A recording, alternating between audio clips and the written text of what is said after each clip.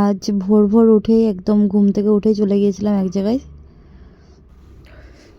এখন বাজে সকাল 5:30, আর আজকে এক জায়গায় যাব, তার জন্য রেডি হই। চলো, আর বাইরের অবস্থাটা একবার দেখো। বাইরে এখনো ঠিক এইরকম অন্ধকার।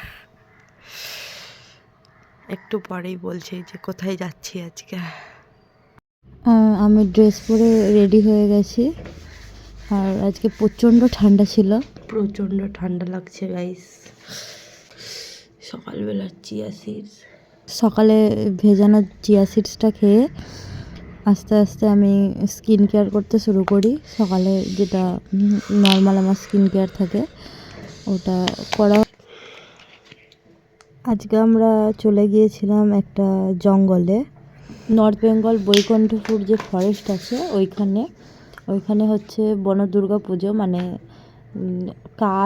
গতকাল আর আজকে ছিল, মানে 2 জানুয়ারি আর 3 জানুয়ারি ছিল ওদের বনদুর্গা পুজো। তো ওখানেই আমাদের হসপিটাল থেকে ফ্রি মেডিকেল ক্যাম্পের একটা অ্যারেঞ্জমেন্ট করা হয়েছিল। ওখানে যাওয়ার জন্যই আমি এত সকাল সকাল রেডি হচ্ছিলাম।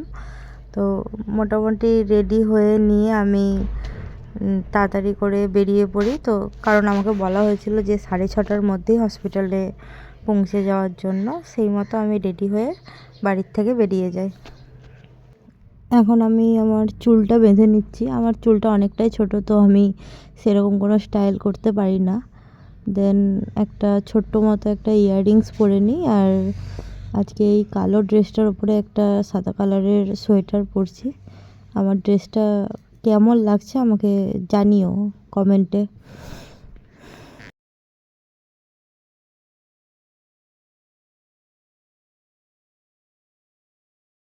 রাস্তায় তখন কেউ ছিল না, একদম ফাঁকা। তারপরে হসপিটাল থেকে সমস্ত জিনিসপত্র নিয়ে আমরা অ্যাম্বুলেন্স নিয়ে বেরিয়ে পড়ি। একদম জঙ্গলের মধ্যে দিয়েই যাচ্ছিলাম, আর রাস্তাটা ছিল অপূর্ব সুন্দর। তার মাঝখানে আমরা একটা নদীও পের হয়।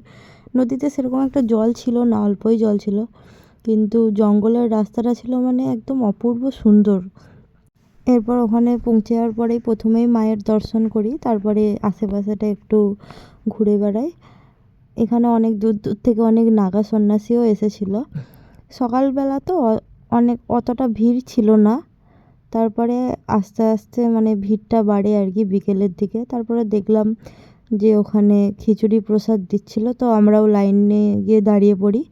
একদম শাল পাতার মধ্যে খিচুড়ি আর পায়েস, মানে শীতকালে তো খিচুড়ি এমনিই ভালো লাগে, তার ওপর শাল পাতার মধ্যে আলাদাই ভালো লাগছিলো। আর ভোগ নিয়ে তো কোনো কথা বলার জায়গাই নেই, ঠাকুরের ভোগ তো এমনিই সবসময়ই সুন্দর হয়, এটাও খুবই সুন্দর ছিল। তারপরে আমরা খাওয়া দাওয়া করলাম। খাওয়া দাওয়া করে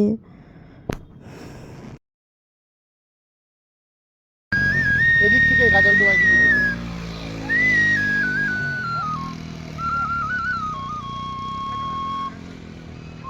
একটু আশেপাশে ঘুরে দেখছিলাম এক একটা গাছ এত বড়। আর আমাকে পাশ থেকে কলিন্দা বলছিল এগুলো সবই সরকারের গাছ, এক একটা গাছ এত লাখ টাকা অত লাখ টাকা এরকমভাবে। আশেপাশে অনেক ছোট ছোট দোকান বসেছিল, সেইগুলো শুধুমাত্র জাস্ট পুজোর সামগ্রী যেগুলো ছিল ওইগুলোই বিক্রি করার জন্যে। সবাই বলছিল যে আগের বছর অনেক অনেক খাবার দোকানের এসেছিলো, কিন্তু এই বছর ওরা পুজো কমিটি থেকে কিছুই অ্যালাউ করেনি, মানে ওই এরিয়াটার মধ্যে কোনো খাবারের দোকান বা কোনো কিছু সাজের দোকান কিছুই ওরা মানে বসতে অ্যালাউ করেনি। শুধু জাস্ট ফুল ফল এইগুলোই জাস্ট ছিল এই চারিদিকে। আশেপাশে অনেক দোকানও ছিল। তারপরে দেখলাম দুটো ঘোড়াই তো বলে না এটাকে, ঘোড়ায় করে 2 জন আসছে, তো আমি তো ভয়ে সরে গেলাম।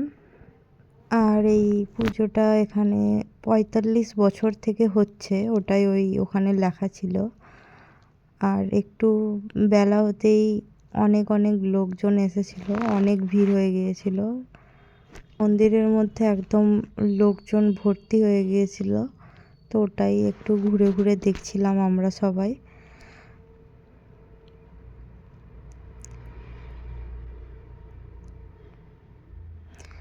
আর এখানে অনেক অনেক পুলিশ দেয়া হয়েছিল, যেহেতু একদম জঙ্গলের মাঝখানে, তো সেই জন্য অনেক পুলিশ দেওয়া হয়েছিল। আর তোমরা ভিডিওতে দেখতে পাবে যে অনেকে যে পায়রা পাখি হয়, তো ওই পাখিগুলো নিয়ে এসেছিলো। আমি জানি না ওইগুলো কী কারণে নিয়ে এসেছিলো।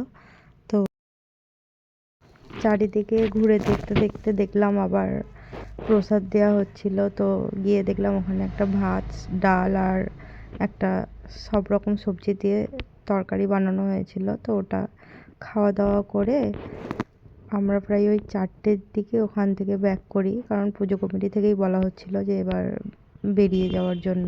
ওটা কেমন লাগলো অবশ্যই কমেন্ট করে